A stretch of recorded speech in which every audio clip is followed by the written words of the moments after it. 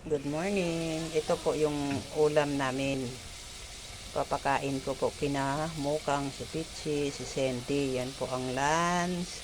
Ginisang giniling, ay ginisang sayote with giniling. Good morning po. Ginisa lang po yan. Yan po ang lunch namin. Pakainin ko po sila ng sayote para matuto po sila kumain ng gulay. Ito si Mukang. Mukang, anong ginagawa mo dyan? Kong! Ayan po, ulam namin. Pichi, kakain ikaw ng sayute. Kakain ikaw giniling. Sayute. Sayute, gulay. Saka si Sandy. Hindi, kain ikaw gulay.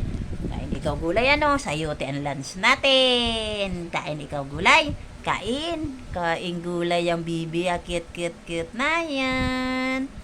Kit na yan. Ate. Ate Pichi. Kakain ikaw gulay. Sayote. Mama, kakain ako gulay. Ikaw, Andy. Sayote.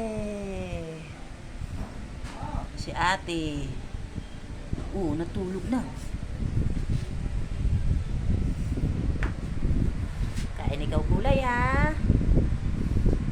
Thank you guys. Pa-like, pa-share, subscribe na lang po. Thank you.